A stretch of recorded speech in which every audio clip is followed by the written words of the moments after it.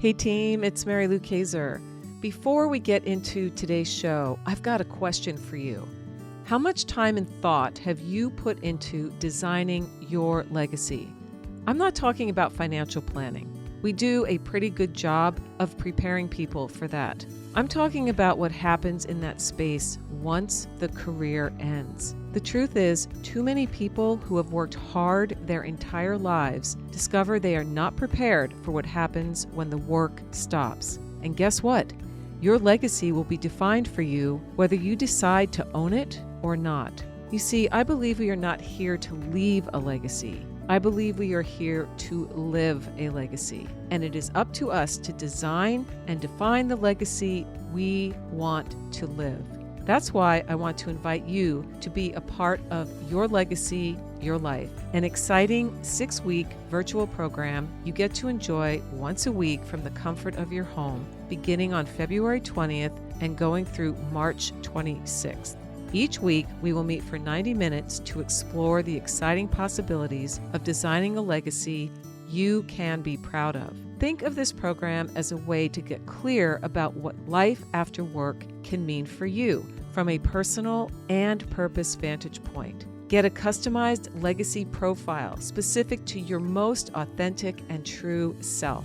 Gain clarity about what your life's experiences and how they can add value and make a difference to others. See your legacy roadmap unfold each week to guide you into the next phase of life with confidence and a sense of possibility. It's going to be a lot of fun, and I hope you will join me. Right now, early bird pricing is available, but the price will increase soon. Check out all the details over at maryloukayser.com/legacy24. That's maryloukayser.com/legacy24. This is a great opportunity to work with me and a cohort of dynamic professionals like the ones you hear each week on this podcast. What's your living legacy worth to you? I'm offering you the chance to not only create your legacy, but own the narrative of what it means. Again, go to maryloukayser.com/legacy24. I hope to see you there. Now, on to today's show. That's actually how I started the business. I was recording myself, finding these stocks and making my money back. And people start asking, like, how did you know to pick that stock? Can you teach me? Etc. And so I end up going on to, start Power Trades University. When people say, well, what style of trading is this? I'm like, well, it's swing trading or power trading. Like, I find the chart, and then I put a lot of power behind it. I mean, I use a lot of money, or I use a lot of options to control a lot of shares. And so the reason I'm sharing that story, I think is important for people to know. It just wasn't smooth sailing off into the sunset, number one. Number two, if you look at my Zoom picture that we have up here, that's one of the principles that came out of it, is that you never go broke taking a profit. That's one of our slogans, because I was actually up $100,000 in that trade. But I said, because it's not $500,000, it's not enough. And I wasn't grateful for that $100,000. And then I ended up losing the $100,000 and then blowing the rest of my account. This is the Player Position Podcast, where we huddle up, call the plays, and inspire you to run your ball into the end zone. Are you ready to score more game-winning touchdowns in your life, business, and career? Then listen up, because it's game time, baby. Now, here's your host, Mary Lou Kayser. Hello, Team PYP. Mary Lou Kayser here. Welcome to today's episode of the Play Your Position podcast, where we talk about things that matter, like answering the call to leadership, how answering that call can give us an exceptional life, and a whole bunch of stuff in between. Today is no exception. I've got an incredible guest lined up. He is suited up and ready to take the field. His name is Jason Brown. Jason, are you ready for kickoff? Mary Lou, I'm ready to kick it off. Yes. So, team, we are going to be talking about, or I should say, Jason is going to be talking about money today, which is a favorite topic here at PYP. He is the founder of Power Trades University, has over a decade of stock and options trading experience. He is also a podcast host and a YouTuber. Jason believes anyone can profit from the stock market, even if they've lost money before. They just need to know how to identify the best time to buy and sell and the correct option strategies that can supercharge returns and minimize risk. Jason helps people go from nervous beginners to confident stocks and options traders. So, Jason, this is going to be a fun show today. And where are you talking to us today from? I didn't ask you that. So I'm coming to you live from Detroit, Michigan. Woo! All right. An important place in American history for sure. Anybody who drives a car or likes rock and roll, right? Or Motown. Or Motown or any of that. Oh, wow. What an amazing, amazing place.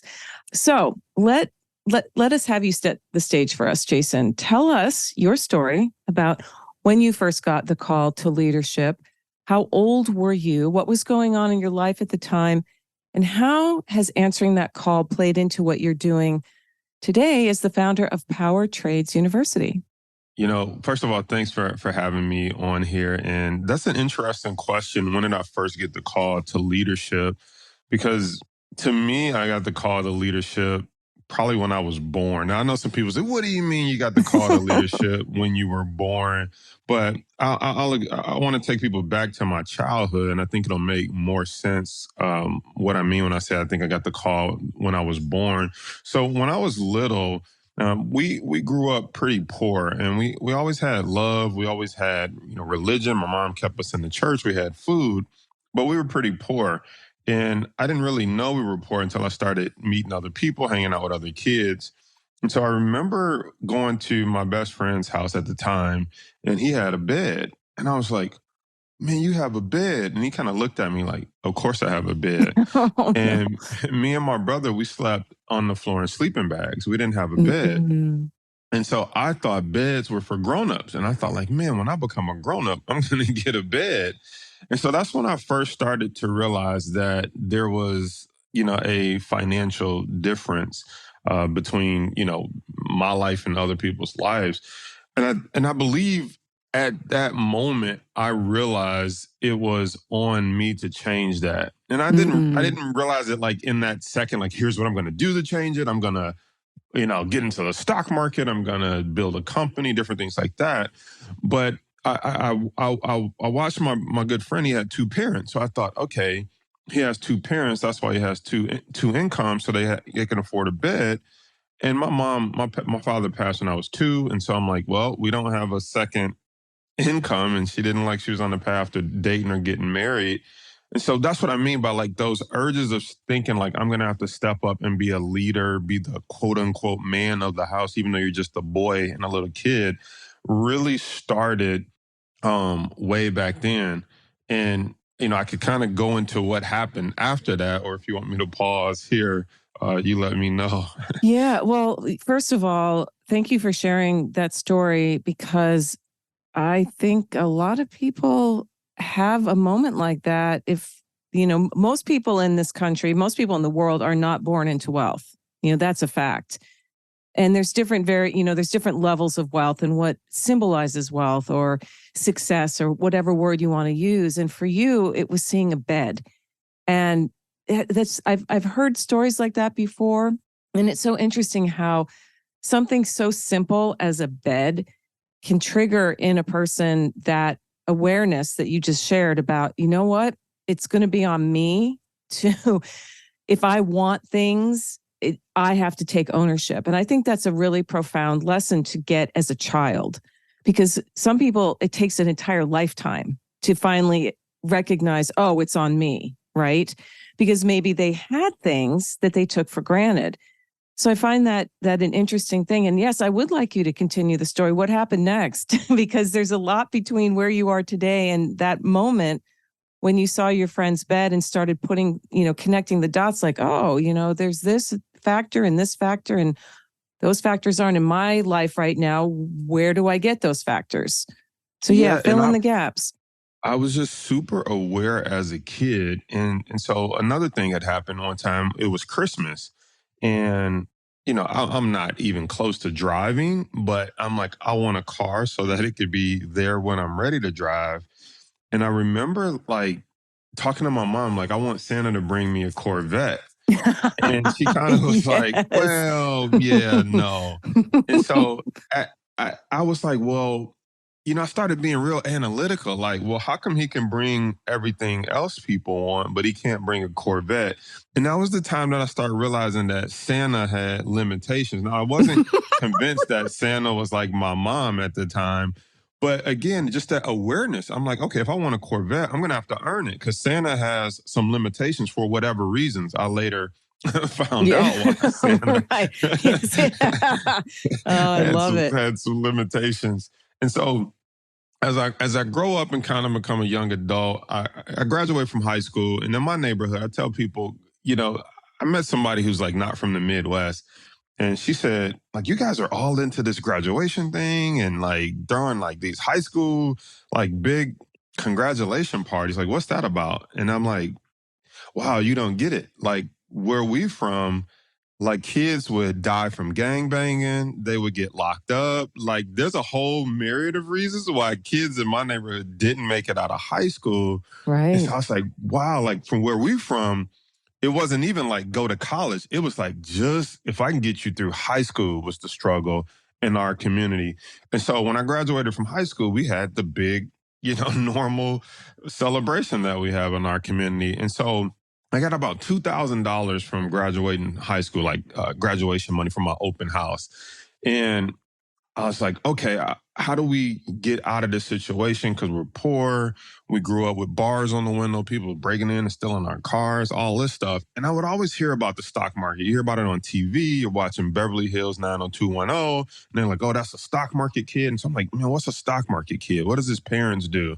Mm-hmm. And so you would hear stuff like, if you had to put $2,000 away 20 years ago, you'd be a millionaire. And so I'm like, well, why doesn't everybody do that? So I'm like, if I do it at 18, I'll be a millionaire by the time I'm 38 or 40.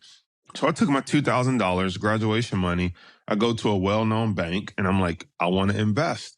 And the girl's like, what's your goal? I'm like, to be rich. Like, why else do people invest? Like, is there any other reason to do this? And yeah, I'm laughing too. I'm like, that's a dumb question. Like, why else would I be here? And she says, so you want aggressive funds, right? I'm like, yeah, I'm 18. I want aggressive growth, so I need aggressive funds.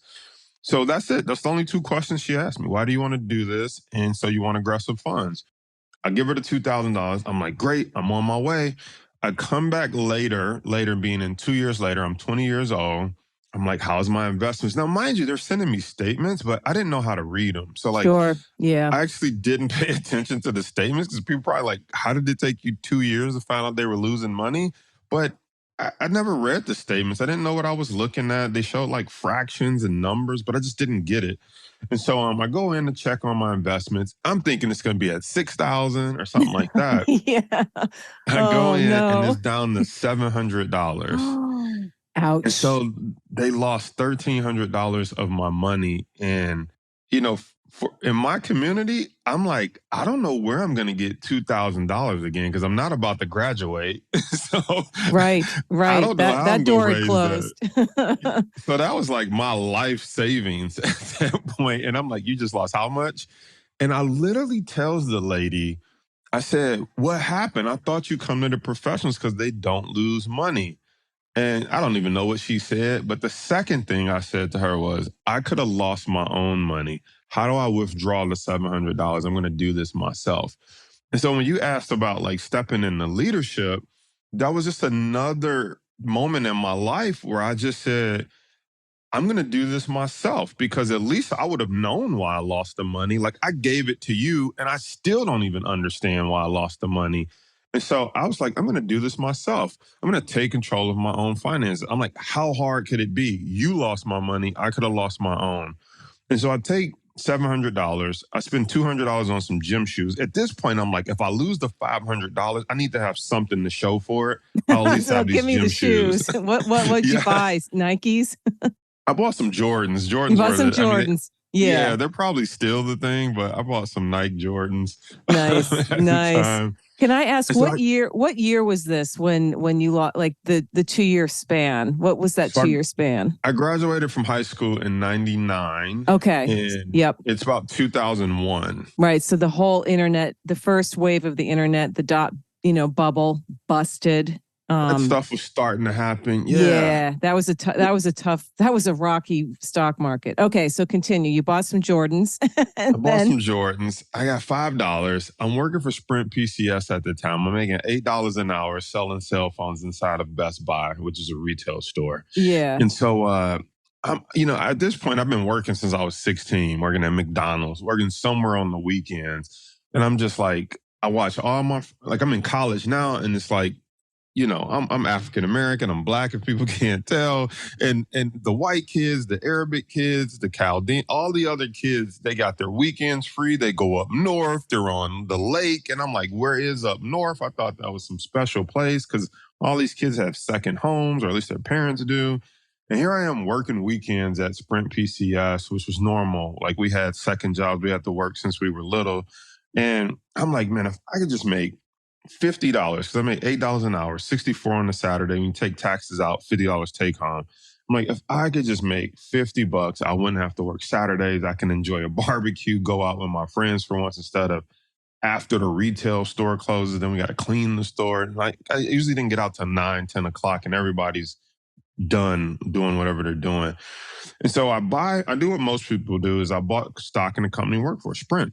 Our stock's $5 a share. Yeah. And so I'm like, okay, if I could just make 50 cents, because I can buy 100 shares. So I'm like, if I could just make 50 cents once a week, then I wouldn't have to work Saturdays. And I bought 100 shares at $5. It immediately falls down to $4. So I'm like, okay, this doesn't work. Maybe I'm not as smart as I thought I was. Maybe this is harder than it looks. But then I hear people say, well, you got to be patient. You got to be in it for the long run. So I'm like, all right, just be patient, Jay. Stock goes back up to 5. I'm like, great. I just needed to go to 550, Mary Lou, and I'm going to be rich. Or at least I'm not going to have to work Saturdays. Stock falls down to 4 again. At this point, I'm pissed. I think the stock market is rigged. I'm like, that's why they ask for your social security number. They must know what price you bought it at, and they won't let it get above that price. I'm thinking there's a man behind the curtains that's like, do not let it go above 5. Send it back down. That's how I felt. And so the stock goes back up to 5, and I just said, I've seen this before. I'm going to get out at 5, and it fell back down to 4. I got in at 4 and went back up to 5. I made my first $100. I did not know that was called a channeling stock. I just knew that I recognized the pattern. And I later found out that if you draw that pattern out on a piece of paper, it's kind of like a snake, right? It's going from 5 to 4, 4 to 5, 5 to 4. And I spent the next 6 months studying these charts, studying these patterns, just kind of trading up and down. And I just grew my $500 account. And then I was like, what other patterns out there exist? And so I get really good at recognizing that these patterns will tell you the ideal time to buy and sell. Not 100%, but it'll give you I equate it to like looking at the weather app on your phone. It's like, it'll tell you that there's a 70% chance of rain today. It's like there's a 70% chance the stock's going to fall, or a 70 to 80% chance it's going to go up, and go up how high to what number. And so I get really good at reading these patterns that I now later found out were charts. And so I'm like, how do I get more money into the machine? I'm like, because if I had $5,000, I was like, ooh, I would have made this much. I was like, if I had $10,000, I was like, I would have been rich. And so I'm like, where am I going to get $10,000 from? So I have an academic scholarship to Mike Ilitch School of Business, Wayne State University, downtown Detroit. I see all my friends getting student loan checks back. And so I'm like, I know we would qualify for student loans because we're poor. So I was like, I wonder if I apply for student loans, would I get a refund check? And so I go to financial aid just to make sure what I think is going to happen would happen. I'm like, I have a scholarship, but if I apply for financial aid, will they still give me the refund? They're like, well, yeah, because even though the scholarship covers tuition, you could use it for room and board or living expenses. But I lived at home. So I'm like, perfect. I get a $10,000 refund. I put it into the stock market, which was the plan all along. I grow it to $113,000 as a 21-year-old college student. Wow. Yes. Okay. And so I drop out of school like any good kid would do. Who needs a degree?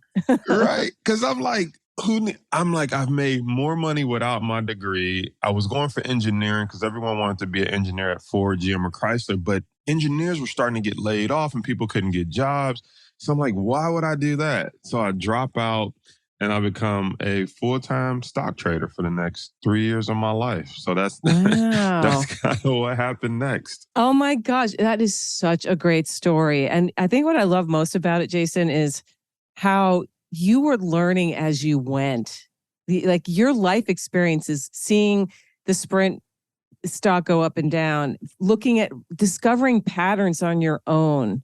And I think that's the power of really stepping into our life's calling, right? Because here you are all these years later, and you now have, you founded Power Trades University. You're teaching people the lessons that you learned. And I'm curious, how are those patterns still if you were to draw them out today with all the technology that we have now, and you think about, algorithms can analyze things, do you still believe that the human factor is important in making, putting money into the stock market? Absolutely. Okay, talk Because to us about that, because there are listeners. I know there are listeners, and I include myself in that, who, this is not our wheelhouse. Okay, many people have a mutual fund, or they have their money put in different vehicles, and you try to balance it out with the aggressive versus the conservative, and all that kind of stuff. But at the end of the day, what you said about taking control, this is like, if I'm going to lose money, I'm going to lose it on my own. I'm not going to put it into the hands of somebody who doesn't care about me or my money. I'm just another person, right?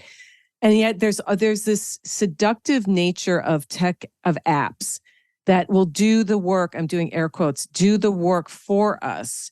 And I see more and more people succumbing to that seduction of, well, I don't want to think about it. So I'm going to get this app that promises to do all the things that you are doing on paper. So talk to us about the pros and cons of this new landscape with technology at our fingertips and algorithms and AI coming into the scene versus the human factor, which I can tell, still believe in. absolutely believe in the human factor. And here's why, because I got to tell the second half of that story. Oh, good. I definitely don't want to leave your audience on like, wow, and then life was just great for this kid after that. He sailed Um, off into the sunset. yeah, it's just he, became rich and never looked back. Here's why I believe in the human element. And so I drop out of school. I'm making $100,000 a year day trading. And so I'm about 23, 24 years old. And I get this bright idea. I'm like, I'm living a good life. I bought a Lexus. I move out to the suburbs. I'm partying. And I have like $250,000 stock trading account. Year 3, I say I'm going to buy a condo downtown Royal Oak, Michigan, just an affluent neighborhood, high-rise condo building. I said, I'm going to buy a condo cash, $500,000. And so I needed to make $500,000 in the stock market. I risked $250,000 trying to make $500,000, and I lose it all. Ooh, ouch. I lose it all. I lose everything, and I have to move back home to the neighborhood that I hated, drugs, people still in your car, bars on the window. And I had to move back home and recalibrate. And at that time, I said, well, I have to do what I know how to do, is just sell cell phones. And so I go get a job at Verizon this time. I no longer work for Sprint. I go get a job at Verizon selling cell phones. And so what I did was I based my lifestyle off the hourly, and then I used my commissions to get back into the investing game. And one of the Interesting. things I did this time, though, was I had this crazy idea because I'm defeated. I'm feeling, you taste success and now you get it snatched from up under you. And so I actually had this crazy idea. I don't know if it was crazy. I mean, it might seem crazy at the time, but now it seems super logical. And I was like, I can't be the only one that's ever lost money before. And so I said, I'm going to videotape myself making the money back. Oh, interesting. And this was what, like, this was really early YouTube. right? That's Like, exactly early YouTube. none of what we know now was really, it was just getting started. It Plus was just getting started.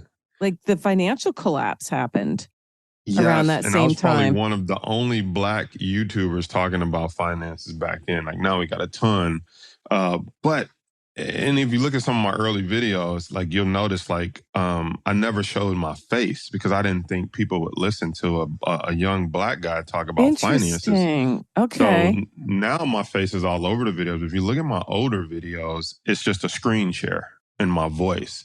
I would never show my face because I was like, oh no, if they find out I'm Black, no one will listen. That's a whole nother mental issue I had to get I was over. going to But say that's a limiting belief right there, but that's honest. I mean, that's honest. yeah, but when what we saw on TV was all older white men, Yeah. like there was no Black person talking about finances. So there was nothing that made us believe we should be talking about this or that other people would listen to us. And so that's actually how I started the business. I was recording myself, finding these stocks and making my money back. And people start asking, like, how did you know to pick that stock? Can you teach me, et cetera? And so I end up going on to, start Power Trades University. When people say, what style of trading is this? I'm like, well, it's swing trading or power trading. Like I find the chart, and then I put a lot of power behind it. Meaning I use a lot of money or I use a lot of options to control a lot of shares. And so the reason I'm sharing that story, I think is important for people to know. It just wasn't smooth sailing off into the sunset, number one. Number two, if you look at my Zoom picture that we have up here, that's one of the principles that came out of it is that you never go broke taking a profit. That's one of our slogans because I was actually up $100,000 in that trade. But I said, because it's not $500,000, it's not enough. And I wasn't grateful for that 100,000. And then I ended up losing 100,000 and then blowing the rest of my account. And so you said, like, do I still believe in the human touch in the world of algorithms, apps, different things like this? And it's like, yes, because I understood why I made the money and I understood why I lost the money. And I understand what I'm looking for. And when people try to turn the AI, this apps, all these different things that are quote unquote going to tell you what to do or when to buy or when to sell, they don't realize it's no different than that day that I went down to that bank and said, I want to invest and handed over 2,000 and had no idea how it worked, no idea how they made or lost my money. And so I don't want to say the dumber you are, but the more ignorant you are about the process, Yeah. you can't Ignorant pick, is a good word. You can't pick a smart algorithm if you don't even know how the algorithm is calculating what it's calculating. You can't pick a smart program. You can't pick a smart financial planner if you don't even know what you're looking for. If you don't even know how to judge if they're scamming you or not, or if this stuff doesn't work. And so there's a huge human element to investing. And once you have your own human financial plan and theory of how you trade, then and only then can you go try to program it into some type of language to speed up the process. Computers, algorithms are designed to speed up what a human theory has already believed or put together. But if you don't have your own theory or you don't understand the theory of the person who's telling you that they created this great algorithm, you're really just gambling. It's halftime here at the Play Your Position podcast, and we've got ourselves a great game. While you're up grabbing another snack and topping off your favorite beverage, make sure to subscribe to the show so you never miss another play. PYP is available on Apple Podcasts, Spotify, and wherever great podcasts can be found. Now, let's get back to the game. And I think that's a perception that many people have about the stock market, that it is gambling and that the house always wins, right? When you go to Vegas or Atlantic City or any of the places with, that are known for their big casinos, people go in there full. I mean, I would hope they're not that ignorant that the house is going to win more than you are. You're going to hit it once in a while because of variables and stuff. But it sounds like what you do, Jason, is you really educate people on understanding patterns, doing what you did, which was step back and say, wait, what just happened here? And then learning, right? Learning the rhythms, because there's like everything in life. There's rhythms to money and investing. Sometimes the stock market goes up, sometimes it goes down, but over time, I mean, I've seen charts over time, the stock market has always gone up. Yes, over Over over time, time. that curve is up. There's dips that make up that curve, but if you were to draw a line on a chart, it's going to be an upward trajectory. So let's talk about Power Trades University and what people could expect participating in what you teach, because it sounds like you know what you're talking about. You've had success. You've also failed. It's not like you've always made money when you've put money into the stock market. Or actually, I have before we go there, what's the difference between, you've talked about this before, what's the difference between like the stock market and options trading? Are they the same? What is that? Yes. So I do want to speak on something you said I think is super important. You said most people think the stock market is gambling and that the house always wins. And I like to say the stock market is not gambling. People are Oh, gamblers. good. All right. Like it. And Yep. so they come to the stock market not with an investor's mentality, not with the I'm here to build wealth mentality. They come here with the lottery ticket mentality and say the Powerball is worth this much. Let me see if I can buy a ticket in the stock market let me just buy this GameStop stock. Let me buy this AMC, or I heard this stock on Reddit is going to the moon. Let me see if I can just buy a lottery ticket or roll a dice and get lucky. And in those scenarios, yes, the house typically always wins. And so if they approach it with a gambling mindset, they're going to get gambling results. And I think that's where the market gets a bad rap, is because you can come over here and gamble. And that's what the average person does. When it comes to what's the difference between, and this is going to play into what you said, what's the difference between stock trading and option trading? You said the market goes up over time. And that is so true. If you want an average return, just stick it in the S&P 500 and come back 30, 40, 50 years, you'll have an average return. I did not want an average return. I wanted an above average return. Yes. And I yes. also didn't want to be, when I was 20 or even 18 and before that, I'm like, I do not want to be 60 before we're not poor. I don't want to be 60 before I finally have $1 million. I don't want to be 60 before I can finally drive the car that I want. And that's no disrespect to anyone who got the Corvette or got the car later in life. I'm just saying I needed money now. I wanted my life to change in the next 3 to 5 years, not let alone just the next 40. And so that's the difference when we start to talk about option trading. And so stock trading, first, what is stock trading?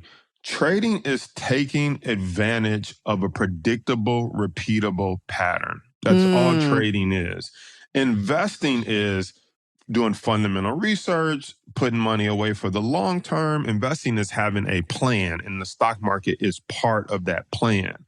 And then it's like, okay, how are you going to use the stock market as part of your plan? Is it long-term investing? Is it dividend investing? Is it day trading? Is it swing trading? And so there's different ways to use the stock market as part of your plan. I chose to use swing trading, which is taking advantage of patterns. And the best way to explain swing trading is think about it like this. I live in Michigan. We know that it's going to snow or rain at a certain time of the year. Well, if you know that that's a pattern, it'd probably be wise if you own a retail store to stock up some shovels and some snow blowers to sell to people, right? And that is what swing trading is. It's like you can look at these patterns and say, just like Sprint, I believe it's going to fall from 5 to 4. And when it gets down to 4, I believe that pattern is going to go back up to 5. And so you're trying to take advantage of that pattern versus saying, I think Sprint one day will be worth $20. Well, if it goes from 5 to 4 for the next year, just keeps going from 5 to 4, a trader's mindset, that's a waste of time just waiting for it to go to 20 someday.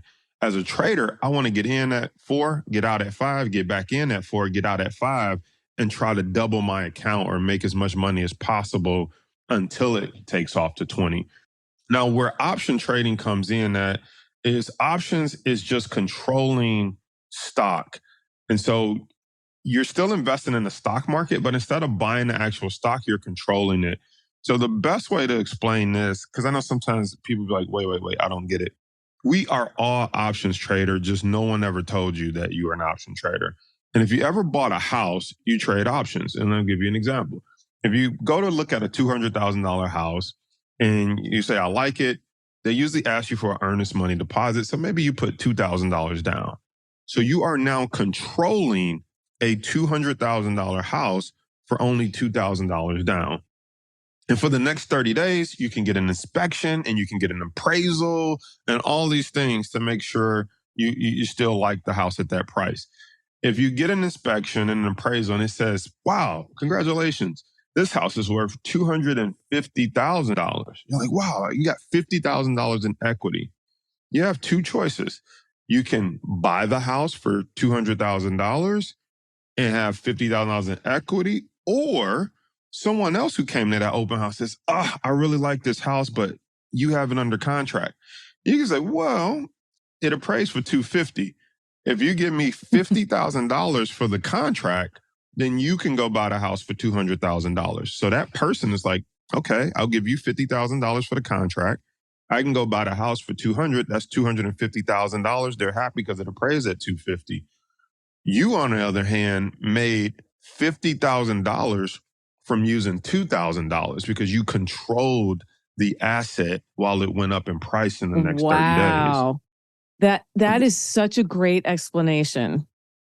That is option trading. Instead of going and buying Tesla, Nvidia, these expensive stocks, you can take a small amount and control them for 30, 60, 90 days. And as they go up in value, you can get the return as if you own the stock. And the reason I got into option trading is because my account was so small. That's how I grew the 10,000, because I was like, I can't afford any of the good stocks. I was like, but I can control some of the better stocks and get a similar, if not better, return with a smaller amount of money. And so that's... But what's the downside to options trading? You can lose too, right? Yes, the downside. So the downside is there's a downside to anything you do. Of course there is. If you buy the stock, there's a downside. Because people say, well, you can lose all your money option trading. You can lose all your money stock trading because do companies go out of business? Yes, they do. Right? The good thing about stock option trading is you control the amount. You can never lose more than what you put in. So if I buy $2,000 worth of options, my risk is defined up front as $2,000. People would say on the back end, probably the biggest downside with options is you can't wait forever. Like a stock, you could just own it forever, pass it down to your grandkids, and just wait forever. With options, the longest option you typically could buy is a year and a half, sometimes 2 years. They're called LEAPs, long-term equity asset positions. Longest option you could buy is a 2-year option.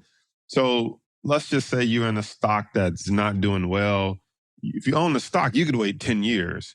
If you own the option, the longest you can wait is 2 years. After 2 years, you may lose all the money that you put into that option. As a trader, though, you're taught to move on to the next thing that is working or that is moving. So we're not really worried about that because we don't like to stay in things that are losing or not making us money. We're either moving to something that's working or we're not trading at all. We're waiting for the next opportunity. So it's a little bit of a different mindset, and it's actively managing your account. This is not set it and forget it. Right. But this is also not look at it every single day. But this is once a week. Once every 2 weeks, you're checking your account. You're in tune to what's going on. Okay. So if somebody were wanting to do that, what kind of account are you setting up so that you can do that? It's just an online brokerage account.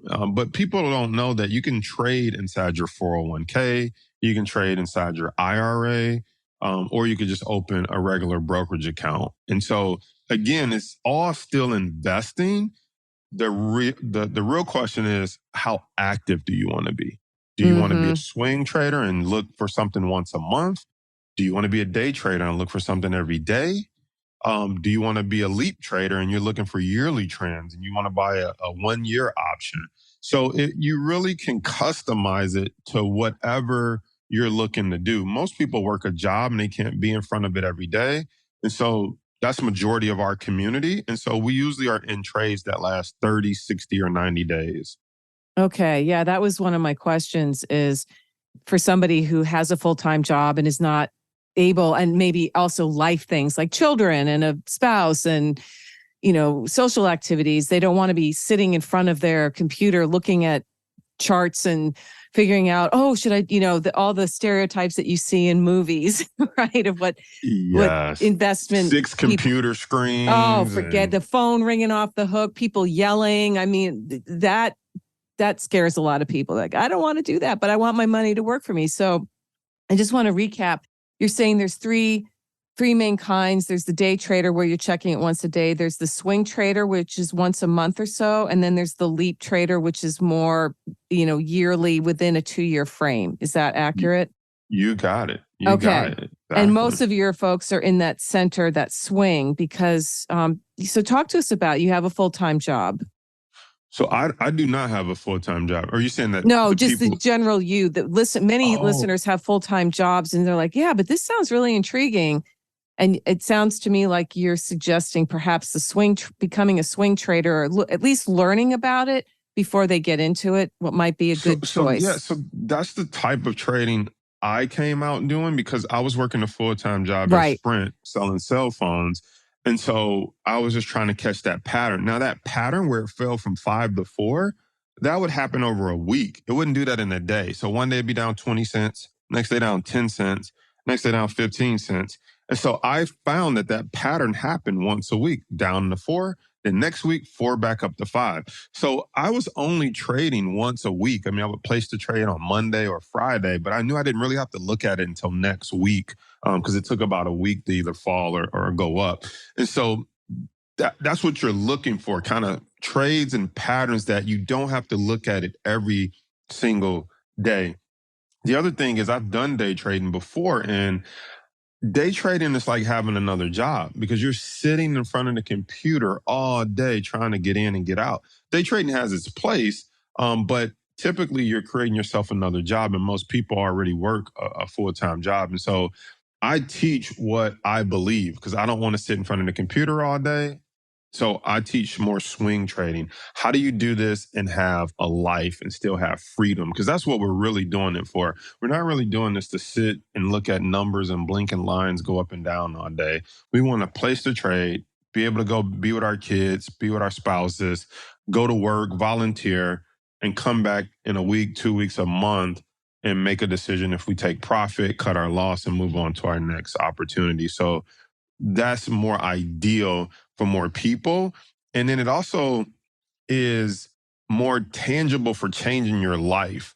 Like when you're doing a 401k and stuff like that, that long-term investing, your focus is like, by the time I retire, I should be okay. This is more like in right 5 now. years, you could be in that dream house. In 5 years, you could be out of debt. In 5 years, you could have that dream car that you want. In 5 years, you could have your kids' college tuition paid for. So this is more like, I want to do something to change my life now. And sometimes people think about traders and say, well, but you have to pay taxes on all that money. I'm like, listen, when I'm making $300,000-$400,000, I do not mind giving the government its 20% to enjoy the money now. Right. To enjoy the money now. People are like, well, if you do it in a retirement account, you don't pay taxes. That's only partially true. Number one, you can't use the money now. You got to wait to age 59 and a half, right? Mm-hmm. Number two, you are taxed when you withdraw the money later in life. The assumption is that you don't make as much from your day job. And so when you pull money out from the stock market, ideally, they want you to be taxed at a lower rate, but you're still taxed later or now. So I'd rather enjoy the money now and have it to change my life now versus always wait until I'm 59 and a half. Now, I do have a retirement account. I'm not knocking retirement accounts. I'm just saying I take a portion of my money and take calculated risk to change my life now or in the next 5 years or less. And that's what this is all about. I love that attitude. I think I'm right there with you. I mean, I want to enjoy my life now. I don't want to wait for that proverbial, golden years because first of all, we're not guaranteed that, right? Nobody knows. COVID taught us that. COVID taught us that. And, I've been reflecting, the loss of Matthew Perry just on Saturday, at 54, this guy, right? Here's this person who you just don't. And then, I see stuff on Instagram of again, famous people who are dying. Some of them are later in life and they had a full life, and that's great. But some of them are in their 40s, their 50s, even their 60s. And that's when you're just ready to start.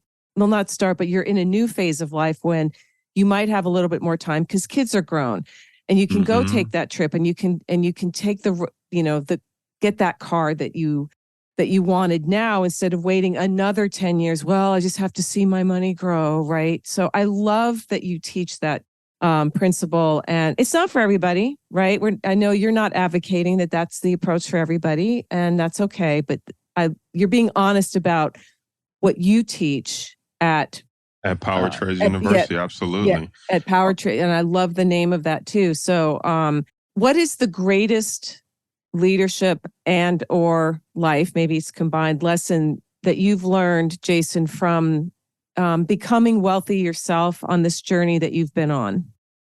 And before I answer that, I do want to say a second thing about option trading that I think is super important that everybody understand. Option trading, another part that is not often talked about, is also, you said it's not for everybody, but I actually think it is for everybody. And here's why. The other thing that we don't talk about as much when I do podcasts is that put options will allow you to protect your account or make money from stocks falling. That was one of the most important things I learned about investing, is that you can actually make money from stocks falling. And typically your financial planner, financial advisor is A, not going to tell you about it, and B, they don't know how to do it. And I want to give you this example, and then I want to come back to this question that you just asked me. But I do want to give you this example because, like I said, everyone is already participating in trading options. They just don't know it. So I gave you the house example. You're already participating in that. But here's another one that people don't know that they're participating in. If you have a car, you're paying car insurance. Every month you cut a check to an insurance company. If you have a $100,000 Cadillac Escalade or something, maybe you're paying $500 a month in insurance.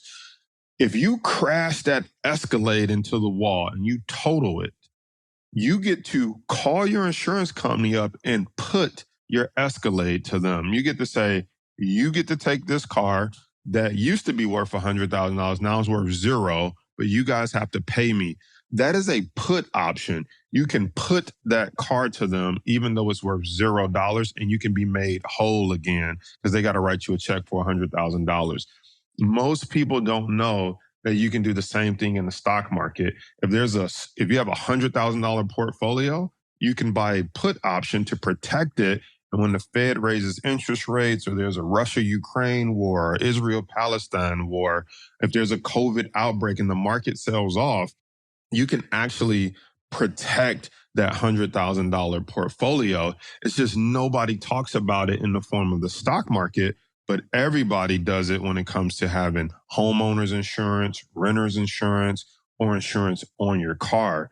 And so I believe this is for everybody because this, again, it goes back to the smarter you are, the smarter you can talk to your financial planner about. But when the market goes down, the only advice they give you is everybody's down right now. You're in it for the long run. Right. Don't worry, it'll come back. Don't worry about it. They never sat you down and said, you know what? Things are looking kind of wonky in the market. Why don't we get some put options? Yeah. It's like, and I'm not making the direct correlation between, options trading or investing in the stock market with gambling in Las Vegas. However, I have been at enough. I've had someone in my life at one time who was very, very good at playing the game of craps, and he would bet the don't pass or the don't come lines, which is basically what you're saying. Like there are patterns in a game like that too. And he would insure to kind of make some money back from what he lost when he was playing the regular way.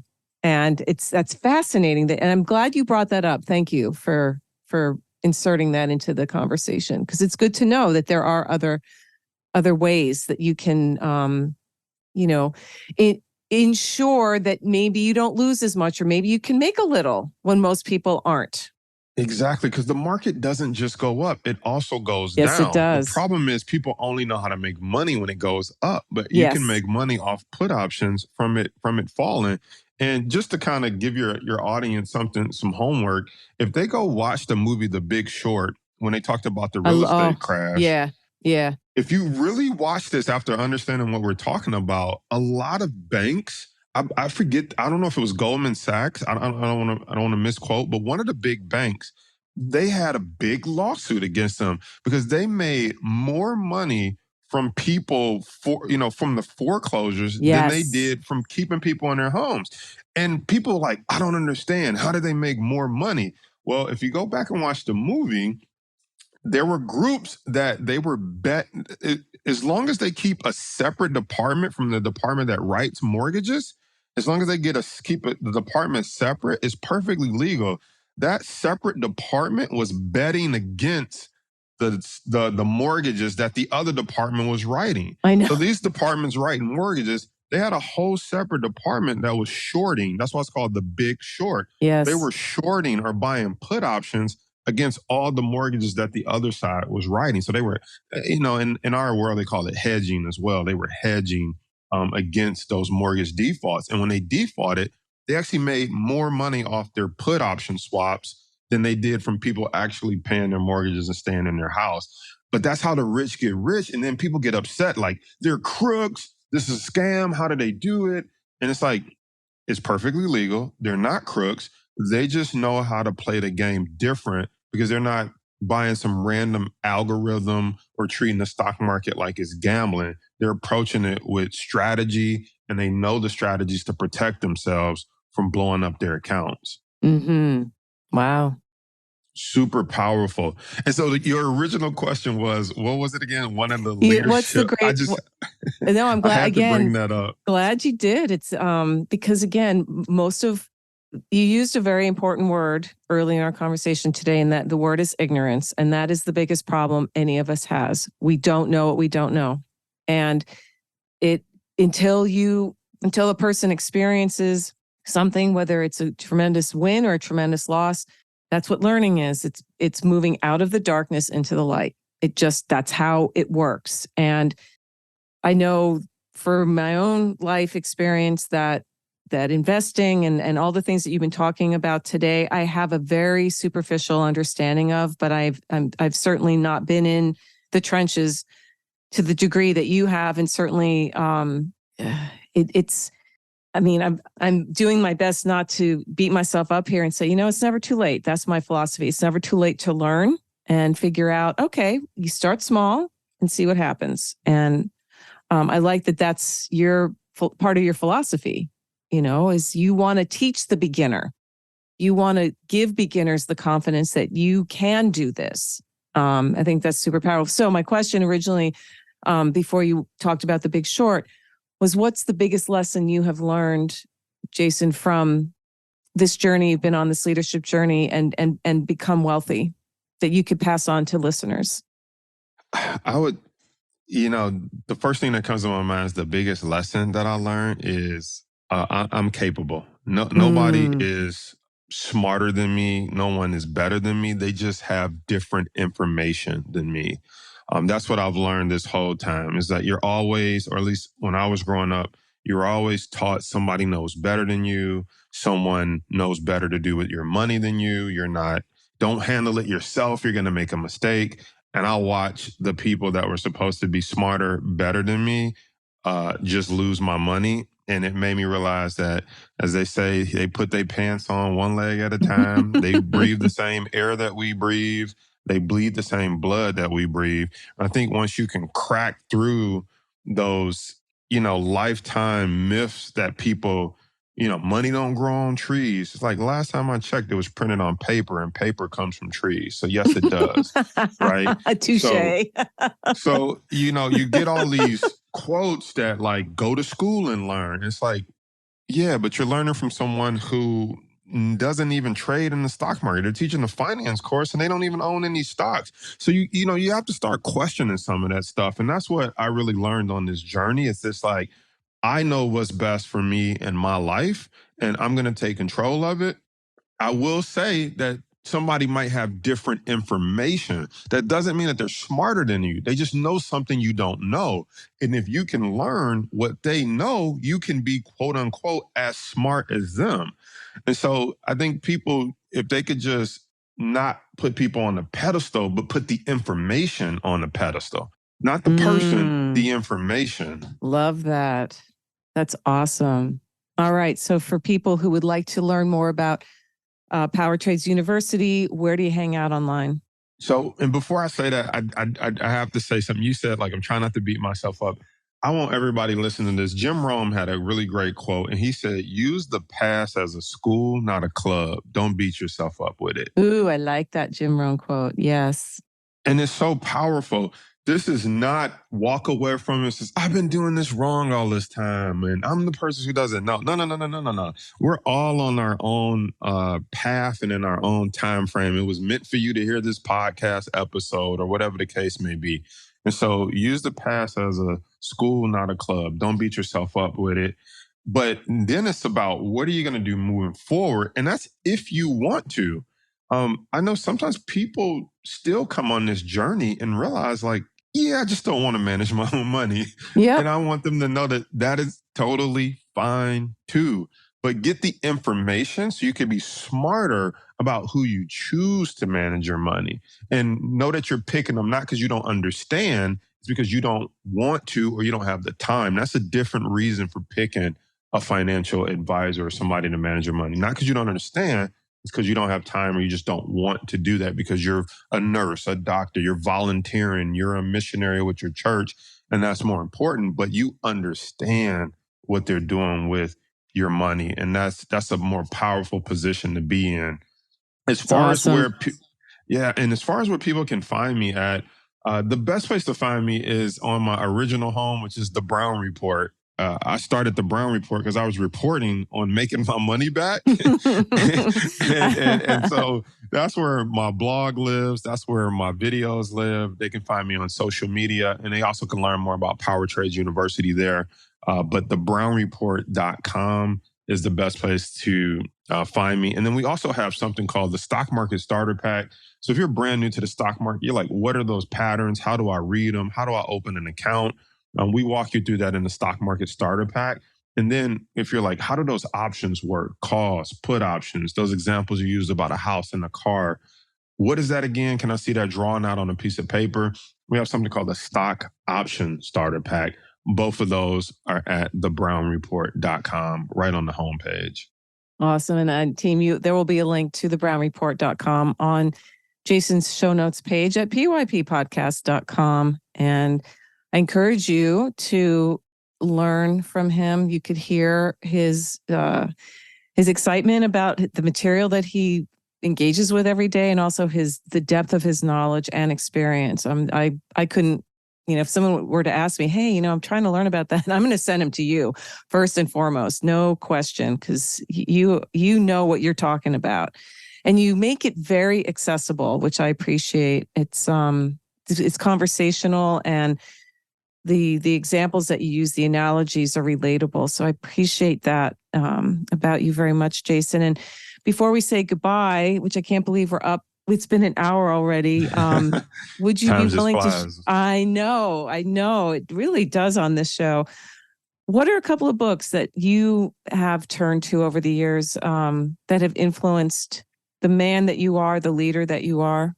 Yeah, a lot of times people think I'm going to name stock trading books, and it's actually not stock trading books. One of the number one books that really helped me was Think and Grow Rich by Napoleon Hill. That one was huge for just believing in myself, thinking about how wealthy people think, even if they're not wealthy with money yet, but they feel like they're going to be there, just to hear how Henry Ford thought back in the day. Love Think and Grow Rich. Rich Dad, Poor Dad was another one by Robert Kiyosaki that was very instrumental in my life, because it got me thinking. That's how I figured out how to get that student loan for $10,000. He talked about, like, if you stop working for money, you'll look around and you'll see opportunity all around you that you didn't notice before once you stop worrying about getting a paycheck. And that's when I noticed the opportunity to get that $10,000 student loan. So that actually came from reading That book, Not Think and Grow Rich, Rich Dad, Poor Dad. Actually, I listened to the audio version.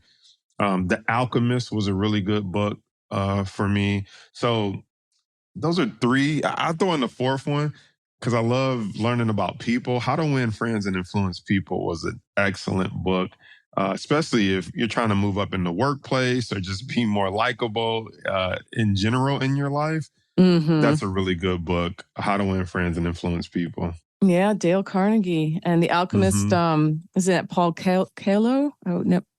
Never. I never say his name properly. I don't know why. But yes, great recommendations. And I will put links to all of those books also on your show notes page, Jason. Coelho. That's right. I think I'm saying it right. Yeah. He's Brazilian. And that book alone has a great story. I think it was rejected, a gazillion times. And then it was finally, somebody finally took a chance on him and it just became this blockbuster, which there's so many stories like that. John Grisham is another one where he couldn't get anybody to publish A Time to Kill. Everybody turned him down. And then I think it was this Catholic, Catholic nun, small press that said, yeah, we'll take a chance on you. And boom, off to the races he went. So you just never know.